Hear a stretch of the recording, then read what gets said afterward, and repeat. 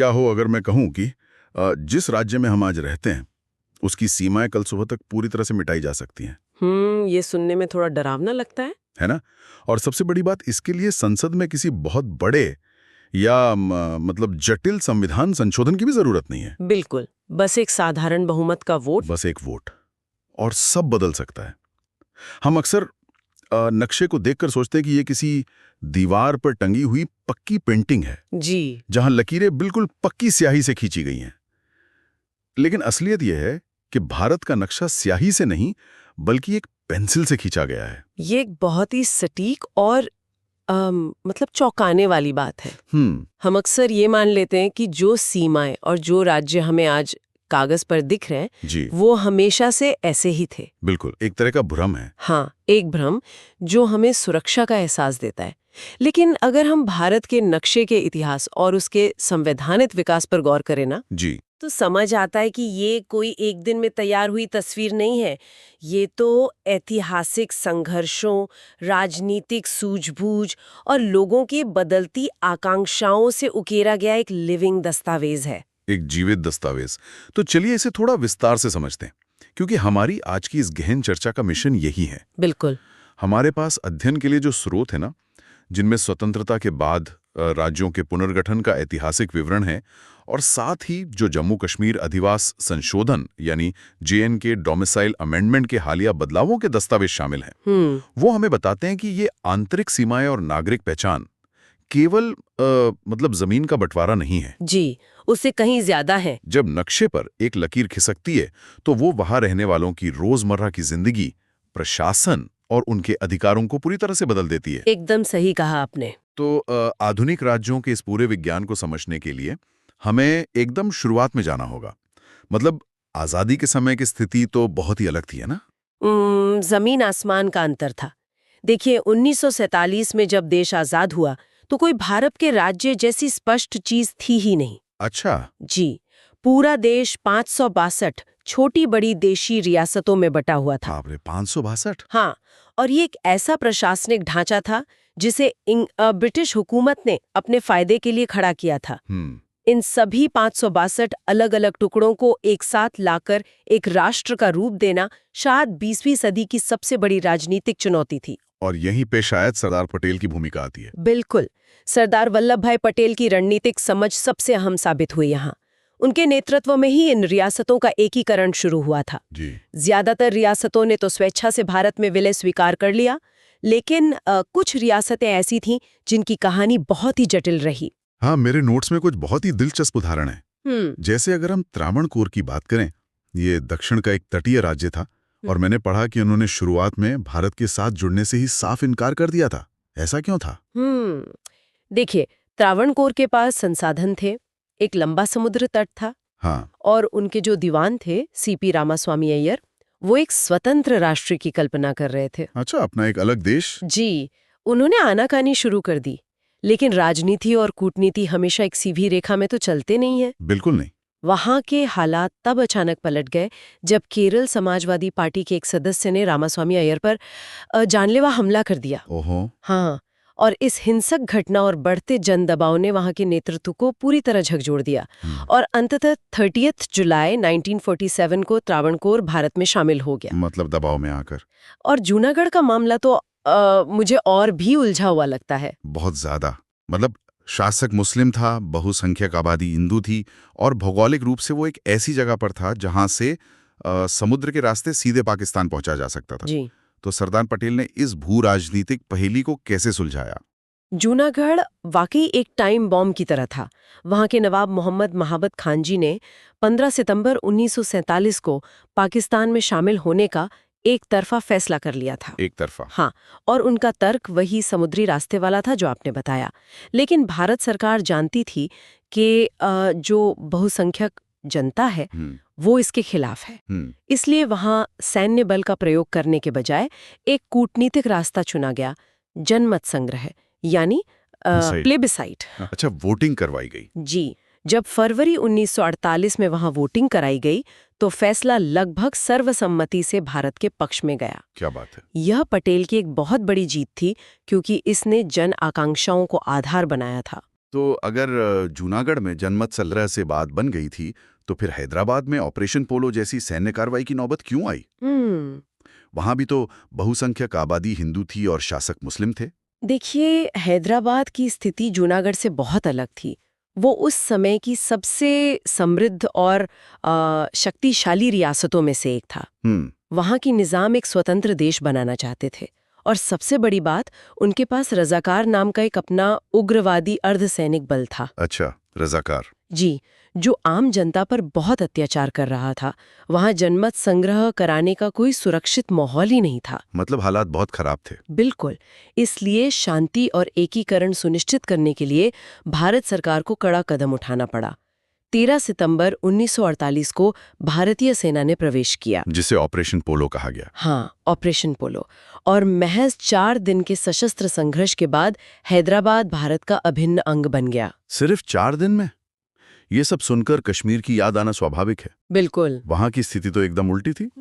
बहुसंख्यक आबादी मुस्लिम थी और राजा हिंदू थे, महाराजा हरि सिंह। हाँ, और महाराजा हरि सिंह भी शुरुआत में ना तो भारत के साथ जाना चाहते थे और न ही पाकिस्तान के साथ। वो भी स्वतंत्र रहना चाहते थे। जी, उन्होंने मौन स्थिति या स्टैंड स्टिल एग्रीमेंट का रुख अपनाया। लेकिन ये स्थिति तब टूट गई जब पाकिस्तानी सैनिकों के समर्थन से हथियारों से लैस कबायलियों ने घुसपैठ करके कश्मीर पर हमला कर दिया। ये तो इतिहास का एक बहुत बड़ा मोड़ था। बिल्कुल।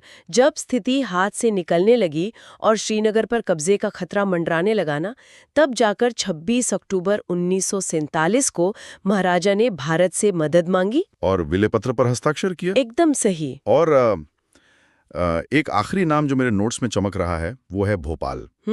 भोपाल। भोपाल तो भारत के बिल्कुल बीचों बीच है। फिर भी वहां का एकीकरण 1949 तक क्यों खिंच गया? इसके पीछे गहरी राजनीतिक महत्वाकांक्षाएं थीं। भोपाल में हिंदू बहुसंख्यक आबादी पर मुस्लिम नवाब हमीदुल्लाह खान का शासन था। जी। नवाब हमीदुल्लाह खान मुस्लिम लीग के बहुत करीबी थे और जिन्ना के दोस्त थे। वे भोपाल को एक स्वतंत्र रियासत रखना चाहते थे, बीच भारत में एक अलग देश। हाँ, लेकिन जब चारों तरफ भारत का लोकतांत्रिक ढांचा मजबूत होने लगा और भोपाल के अंदर भी प्रजामंडल के नेतृत्व में भारी जन आंदोलन शुरू हो गया। जनता ही खिलाफ हो गई। बिल्कुल। तो नवाब को झुकना पड़ा और अंततः 1 जून 1949 को भोपाल भी भारत में विलय हो गया। ये पूरा घटनाक्रम मुझे एक ऐसे विशाल जिगसॉ पजल को जोड़ने जैसा लगता है जिसके टुकड़े अपनी जगह पर आने के बाद भी लगातार अपना आकार बदल रहे थे। बहुत सही उपमा दी आपने, है ना? और ये आकार बदलने की ताकत उन्हें कहाँ से मिली, ये समझना बहुत जरूरी है। देखिए, ये ताकत उन्हें सीधे तौर पर हमारे संविधान से मिली। संविधान का भाग 1 और विशेष रूप से अनुच्छेद 1 से 4 इसी पूरी प्रक्रिया को नियंत्रित करते हैं। अनुच्छेद 1 भारत को स्पष्ट रूप से राज्यों का संघ घोषित करता है, लेकिन असली जादू अनुच्छेद 3 और अनुच्छेद 4 में छिपा है। अच्छा। हाँ, अनुच्छेद 3 संसद को ये शक्ति देता है कि वो किसी भी राज्य का क्षेत्र अलग करके या 2 राज्यों को मिलाकर एक नया राज्य बना सकती है। मतलब वो सीमाएं बदल सकती हैं। बिल्कुल, वो किसी भी राज्य की सीमाएं बदल सकती है, उसका नाम तक बदल सकती है। मुझे यहाँ पर थोड़ा और स्पष्टीकरण चाहिए। जी, पूछिए। जब हम संविधान में बदलाव की बात करते हैं तो दिमाग में तुरंत संविधान संशोधन या आर्टिकल 368 की वो जटिल प्रक्रिया आती है। हाँ, जिसमें विशेष बहुमत चाहिए होता है। बिल्कुल, जिसमें 2/3 बहुमत चाहिए होता है। बिल्कुल। क्या राज्य बनाने के लिए भी इतनी ही माथापच्ची करनी पड़ती है? यही तो इस पूरे ढांचे की सबसे खूबसूरत बात है। अनुच्छेद 4 स्पष्ट रूप से कहता है कि अनुच्छेद 3 के तहत किए गए ऐसे किसी भी बदलाव को अनुच्छेद 368 के तहत संविधान संशोधन माना ही नहीं जाएगा। सच में? हाँ, इसे एक आसान उदाहरण से समझते हैं। मान लीजिए एक बहुत ही प्रतिष्ठित क्लब है। अगर उस क्लब के बुनियादी नियम बदलने हैं तो आपको वहां मौजूद 2/3 सदस्यों की लिखित मंजूरी चाहिए। ठीक है। लेकिन अगर आपको सिर्फ कुर्सियों की व्यवस्था बदलनी है या एक कमरे को 2 हिस्सों में बांटना है तो बस वहां बैठे सदस्यों के हाथ उठवाकर साधारण बहुमत से फैसला हो जाएगा। मतलब राज्य की सीमाएं बदलना बस कुर्सियों की व्यवस्था बदलने जैसा है? कानूनी तौर पर हाँ, संसद साधारण बहुमत से ही भारत के आंतरिक नक्शे में बदलाव कर सकती है। ये तो बहुत ही शक्तिशाली टूल है ना? संविधान निर्माताओं ने जानबूझकर ये लचीलापन रखा था, क्योंकि वे जानते थे कि पटेल जी ने जो 562 रियासतों को जोड़ा है, वो सिर्फ एक शुरुआत थी। बिल्कुल, वो केवल एक शुरुआती व्यवस्था है। देश का असली प्रशासनिक ढांचा तो अभी आकार लेना बाकी था। और ये लचीलापन बहुत जल्द काम भी आया। जी, क्योंकि रियासतों के जुड़ने के बाद एक बिल्कुल नई बहस छिड़ गई। इन 562 जुड़े हुए हिस्सों को अब किस आधार पर राज्यों में बांटा जाए? क्या इसका आधार ये होना चाहिए कि प्रशासन चलाने में आसानी हो, या फिर इसका आधार वहां के लोगों की भाषा होनी चाहिए? देखिए, ये आजाद भारत के सामने सबसे पहला और सबसे बड़ा वैचारिक संकट था। दक्षिण भारत से ये मांग बहुत जोर पकड़ने लगी थी कि राज्यों का पुनर्गठन भाषा के आधार पर हो। सरकार ने इसे परखने के लिए जून 1948 में एस.के. धर की अध्यक्षता में एक आयोग बनाया। धर आयोग? जी, लेकिन जब धर आयोग की रिपोर्ट आई तो उन्होंने भाषाई आधार को सिरे से नकार दिया। पूरी तरह से? हाँ, पूरी तरह से। उन्होंने कहा कि पुनर्गठन केवल प्रशासनिक सुविधा के आधार पर ही होना चाहिए। जाहिर है, इससे लोग भड़क गए होंगे। बहुत ज्यादा। उस असंतोष को शांत करने के लिए कांग्रेस ने उसी साल दिसंबर में एक और उच्च स्तरीय समिति बनाई, जेवीपी समिति। इसमें तो बड़े नेता शामिल थे, है ना? बिल्कुल, देश के शीर्ष नेता शामिल थे इसमें। जवाहरलाल नेहरू, वल्लभ भाई पटेल और पट्टाभी सीतारामैया। लेकिन हैरानी की बात यह है कि अप्रैल 1949 में इस जेवीपी समिति ने भी भाषा को आधार मानने से औपचारिक रूप से इनकार कर दिया। यहाँ एक बहुत ही महत्वपूर्ण सवाल खड़ा होता है, मतलब देश के सबसे बड़े नेताओं ने ऐसा क्यों किया? जिस देश में भाषा संस्कृति का इतना अहम हिस्सा है, वहां नेहरू और पटेल जैसे नेता भाषाई राज्यों के इतने खिलाफ क्यों थे? देखिए, इसके पीछे जो सबसे बड़ा कारण था वो था विभाजन का ताजा और गहरा दर्द। 47 का बंटवारा। जी, 1947 में धर्म के आधार पर देश के जो टुकड़े हुए थे उसका घाव भी बहुत हरा था। बिल्कुल, इन नेताओं के मन में ये गहरा डर बैठ गया था कि अगर अब हमने देश को भाषा के आधार पर बांटना शुरू किया तो ये नया राष्ट्र कहीं पूरी तरह से बिखर ना जाए। मतलब उन्हें देश टूटने का डर था। हाँ, उनका मुख्य फोकस देश की एकता और सुरक्षा पर था, न कि क्षेत्रीय पहचान को बढ़ावा देने पर। तो फिर ये नियम अचानक क्यों टूट गया? ऐसा क्या हुआ कि सरकार को अपनी इतनी मजबूत धारणा के बावजूद झुकना पड़ा? एक व्यक्ति की शहादत ने पूरे देश की राजनीति बदल कर रख दी। कौन थे वो? मद्रास से तेलुगु भाषी क्षेत्रों को अलग करने की मांग लंबे समय से चल रही थी। इसी मांग को लेकर एक समर्पित कांग्रेसी कार्यकर्ता पट्टी श्रीरामुलु ने 56 दिनों की लंबी भूख हड़ताल कर दी। ओहो, 56 दिन? जी, और इस भूख हड़ताल के दौरान ही उनका निधन हो गया। ये तो बहुत दुखद था। बिल्कुल, उनके निधन की खबर फैलते ही ऐसा जनाक्रोश भड़का जिसे संभालना असंभव हो गया। भारी हिंसा और विरोध प्रदर्शन हुए। इसके भारी दबाव में आकर जो सरकार भाषा के आधार पर राज्य बनाने के सख्त खिलाफ थी, उसे झुकना पड़ा। जी, उसे मजबूरन अक्टूबर 1953 में मद्रास से अलग कर पहला भाषाई राज्य आंध्र प्रदेश का गठन करना पड़ा। ये एक बहुत बड़ा टर्निंग पॉइंट था। ये वाकई एक अहा मोमेंट है। मतलब जिन संस्थापकों को डर था कि भाषा देश को तोड़ देगी, उन्हें उसी भाषा के आधार पर पहला राज्य बनाना पड़ा। बिल्कुल। और एक बार जब आंध्र प्रदेश बन गया तो इस बात को वहीं रोका तो नहीं जा सकता था। सवाल ही नहीं उठता। इस बढ़ती हुई देशव्यापी मांग को देखकर केंद्र सरकार ने दिसंबर 1953 में राज्य पुनर्गठन आयोग यानी फजल अली आयोग का गठन किया। जी। न्यायमूर्ति फजल अली इसके अध्यक्ष थे और HR कुंजरू और KM पणिकर इसके सदस्य थे। तो क्या फजल अली आयोग ने ये मान लिया कि अब हर भाषा का अपना एक राज्य होगा? यहाँ जो बात सबसे अधिक ध्यान खींचती है वो ये है कि उन्होंने बहुत ही व्यावहारिक रास्ता निकाला।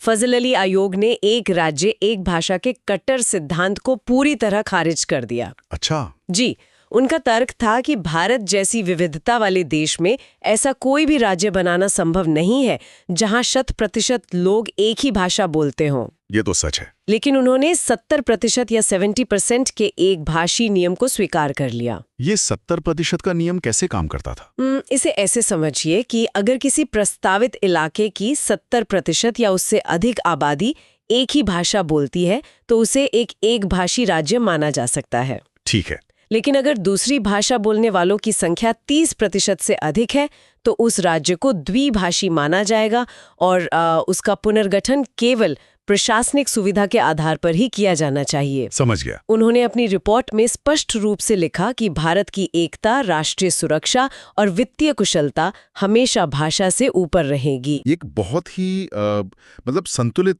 नजरिया था। बिल्कुल। और इसी फजल अली आयोग की रिपोर्ट ने 1956 के राज्य पुनर्गठन अधिनियम के रूप में हमारी भौगोलिक वास्तविकता को नया आकार दिया। जी हाँ, 1956 के इस अधिनियम और 7वें संविधान संशोधन ने एक बहुत बड़ा प्रशासनिक कचरा भी साफ किया। प्रशासनिक कचरा मतलब? देखिए, आजादी के बाद राज्यों को क, ख, ग, घ यानी ABCD जैसी बहुत ही जटिल श्रेणियों में रखा गया था। हाँ, मैंने पढ़ा है इसके बारे में। जो प्रशासन के लिहाज से एक दुस्वप्न था। 1956 में इस वर्गीकरण को हमेशा के लिए खत्म कर दिया गया। शुक्र है। और इसके परिणाम स्वरूप देश को 14 नए राज्यों और 6 केंद्र शासित प्रदेशों में बांटा गया। अगर हम उदाहरण देखें कि नक्शे पर लकीरें कैसे खींची, तो कोचीन, तावणकोर और मालाबार के हिस्सों को एक साथ पिरोकर केरल राज्य बनाया गया। जी, मध्य भारत, विंध्य प्रदेश और भोपाल जैसी रियासतों को मिलाकर मध्य प्रदेश का सृजन हुआ। बिल्कुल। और ये सिलसिला 1956 में रुका नहीं। ये नक्शा लगातार विकसित होता रहा, आगे भी बदलता रहा। हाँ, 1960 में भाषा के ही आधार पर बॉम्बे का पुनर्गठन हुआ, जिससे महाराष्ट्र और गुजरात बने। जी। फिर 1966 में शाह आयोग की सिफारिश पर पंजाब का पुनर्गठन हुआ, जिससे पंजाब, हरियाणा और केंद्र शासित प्रदेश चंडीगढ़ का जन्म हुआ।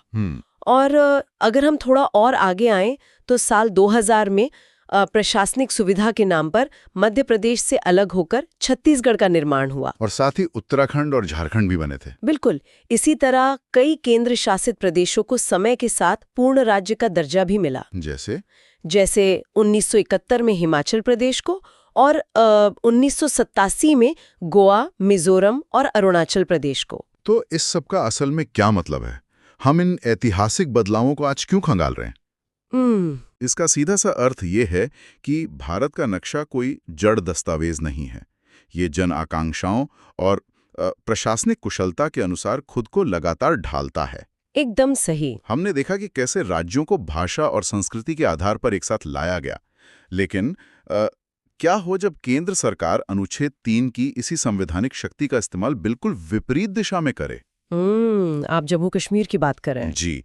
किसी राज्य को एक साथ लाने के बजाय उसे प्रशासनिक और सुरक्षा कारणों से छोटे केंद्र शासित प्रदेशों में बांट दे। ये हमें हमारी चर्चा के सबसे आधुनिक और महत्वपूर्ण हिस्से पर ले आता है, अगस्त 2019 का जम्मू कश्मीर पुनर्गठन। देखिए, यह अनुच्छेद 3 के उपयोग का एक बहुत ही अलग और ऐतिहासिक उदाहरण है। और हमारे श्रोताओं के लिए ये स्पष्ट करना जरूरी है कि हम यहाँ केवल दस्तावेजों और तथ्यों की बात कर रहे हैं, किसी राजनीतिक दृष्टिकोण की नहीं। बिल्कुल निष्पक्ष रूप से। 5 अगस्त 2019 को एक बहुत बड़ा संवैधानिक कदम उठाया गया। अनुच्छेद 370, जो जम्मू कश्मीर को एक विशेष राज्य का दर्जा देता था, उसे समाप्त कर दिया गया। जी। और जम्मू कश्मीर पुनर्गठन अधिनियम 2019 के जरिए एक पूर्ण राज्य को 2 नए केंद्र शासित प्रदेशों में बदल दिया गया, एक जम्मू कश्मीर और दूसरा लद्दाख। दस्तावेजों के अनुसार इन दोनों नए केंद्र शासित प्रदेशों के प्रशासनिक ढांचे में भी एक स्पष्ट अंतर रखा गया। हाँ, एक बड़ा अंतर है। नए जम्मू कश्मीर केंद्र शासित प्रदेश को एक विधानसभा दी गई है, 107 सीटों वाली विधानसभा, जहां मंत्री परिषद के सदस्यों की अधिकतम संख्या 10 तय की गई है। और लद्दाख का क्या? इसके विपरीत लद्दाख को बिना विधानसभा वाला केंद्र शासित प्रदेश बनाया गया, जिसका प्रशासन सीधे केंद्र के प्रतिनिधि के माध्यम से चलेगा। और इसका एक बहुत ही तात्कालिक असर ये हुआ कि कानूनों का पूरा परिदृश्य ही बदल गया। बिल्कुल बदल गया। जो कानून भारत के बाकी हिस्सों में लागू थे लेकिन कश्मीर में नहीं, वे रातों रात वहां प्रभावी हो गए। जी। मेरे सामने जो आंकड़े हैं उनके अनुसार 106 ऐसे केंद्रीय कानून थे, जैसे आधार एक्ट, भारतीय दंड संहिता यानी IPC और शिक्षा का अधिकार RTE, जो अब सीधे तौर पर वहां लागू कर दिए गए। ये कानूनी एकीकरण का एक बहुत बड़ा हिस्सा था।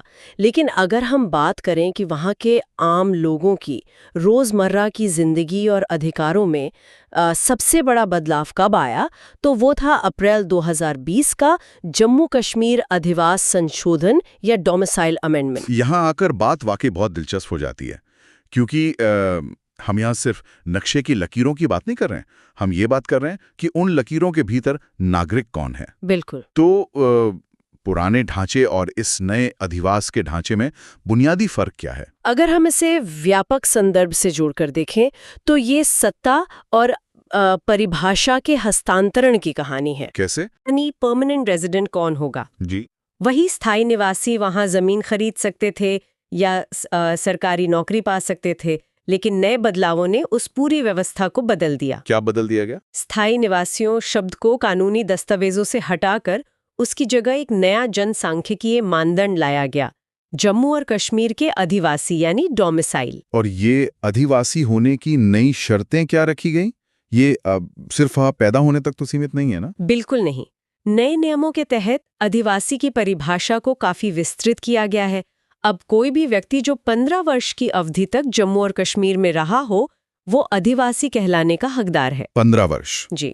या फिर किसी छात्र ने जिसने वहां 7 वर्ष तक पढ़ाई की हो और वहां के किसी शिक्षण संस्थान से 10वीं या 12वीं की परीक्षा दी हो, वो भी अधिवास का पात्र है। अच्छा। और मैंने ये भी पढ़ा कि इसमें उन लोगों के परिवारों को भी शामिल किया गया है जो मूल रूप से वहां के नहीं थे, लेकिन वहां सालों से काम कर रहे थे।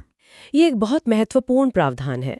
केंद्र सरकार के अधिकारी, अखिल भारतीय सेवाओं या ऑल इंडिया सर्विसेज के अधिकारी, पीएसयू या केंद्रीय विश्वविद्यालयों के वे कर्मचारी जिन्होंने जम्मू कश्मीर में 10 वर्ष तक अपनी सेवाएं दी हैं, उनके बच्चों को भी अब अधिवास का पात्र माना गया है। मतलब जो लोग अपनी ड्यूटी के लिए वहां थे, उनके बच्चों को भी अधिकार मिल गया। जी। इसके अलावा जम्मू कश्मीर के मूल निवासियों के वे बच्चे जो रोजगार या किसी और वजह से राज्य से बाहर रहते हैं, वे भी इस नियम के दायरे में आते हैं, बशर्ते उनके माता पिता मूल शर्तें पूरी करते हों। तो इस सब का जमीन पर, खास तौर पर रोजगार पे क्या असर पड़ रहा है? क्योंकि जब आप नागरिकता या अधिवास की परिभाषा बदलते हैं, तो सबसे पहला प्रभाव आर्थिक अवसरों पर ही पड़ता है। जाहिर सी बात है, किसी भी राज्य में और खास तौर पर जम्मू कश्मीर जैसी जगह पर जहां प्राइवेट सेक्टर उतना बड़ा नहीं है, जी, वहां सरकारी नौकरियां ही मिडिल क्लास की रीढ़ होती हैं। अप्रैल 2020 के आदेश ने ये स्पष्ट कर दिया कि सभी ग्रुप ए और ग्रुप बी की सरकारी नौकरियां अब केवल जम्मू कश्मीर के अधिवासियों यानी डोमिसाइल्स के लिए आरक्षित होंगी। मतलब बिना इस सर्टिफिकेट के आप उन ऊंचे पदों के लिए आवेदन नहीं कर सकते। बिल्कुल सही। और ये कोई छोटी संख्या नहीं है। हाँ। फरवरी 2020 की एक संसदीय जानकारी के अनुसार वहां विभिन्न विभागों में करीब 84,000 पद खाली पड़े थे। अरे यार, 84,000, ये तो बहुत बड़ा आंकड़ा है। जी। अब इन पदों की भर्ती प्रक्रिया में शामिल होने के लिए ये अधिवास प्रमाण पत्र अनिवार्य है और इस पूरी नई व्यवस्था को लागू करने यानी ये प्रमाण पत्र जारी करने का अधिकार स्थानीय स्तर पर तहसीलदार को सौंपा गया है। ये पूरी चर्चा हमें वापस उसी पहले विचार पर ले आती है। अगर हम इस पूरे सफर को समेटें तो हमने देखा कि सरदार पटेल द्वारा 562 रियासतों के एकीकरण से जो नक्शा बनना शुरू हुआ था, जी, वो पोटी श्रीरामुलु की शहादत के बाद उठे भाषाई आंदोलनों से होते हुए 1956 के राज्य पुनर्गठन के जरिए नया आकार लेता है। बिल्कुल। और अंततः जम्मू कश्मीर के हालिया विधायी बदलावों तक आते आते ये पूरी तरह स्पष्ट हो जाता है कि राज्य की परिभाषा कभी स्थिर नहीं रही। और ये समझना हम सबके लिए बहुत जरूरी है, क्योंकि जब संसद में साधारण बहुमत से नक्शे पर एक लकीर खींचती है या अपनी जगह से थोड़ी भी खिसकती है ना, तो वो केवल भूगोल या पहाड़ों का बंटवारा नहीं करती जी। वो जमीन पर रहने वाले लाखों लोगों के रोजगार, उनके अधिकार, उनके दस्तावेज और सबसे बढ़कर उनकी पहचान को पूरी तरह से फिर से परिभाषित कर देती है। बहुत सही कहा आपने। और अब इस गहन चर्चा को खत्म करने से पहले मैं चाहता हूं कि हम सब एक ऐसे विचार पर रुकें जो इतिहास से नहीं बल्कि हमारे आने वाले कल से जुड़ा है। हमने आज देखा कि इतिहास में राज्यों का गठन मुख्य रूप से 3 चीजों पर टिका था: रियासतों का विलय, लोगों की भाषा और प्रशासनिक सुविधा। बिल्कुल। लेकिन आज जिस तेजी से हमारी दुनिया बदल रही है, जरा सोचिए, क्या भविष्य में नए राज्यों की मांग का आधार कुछ बिल्कुल ही अलग हो सकता है? क्या ऐसा हो सकता है कि आने वाले 50 सालों में कोई नया राज्य जलवायु परिवर्तन के असर के आधार पर बने? ये बहुत ही सोचने वाली बात है। क्या ऐसा हो सकता है कि पीने के पानी की उपलब्धता या महत्वपूर्ण प्राकृतिक संसाधनों का वितरण भविष्य के नक्शे की लकीरें खींचे? हम उसी शुरुआती बात पर वापस आ गए हैं। जी। वो फ्रेम में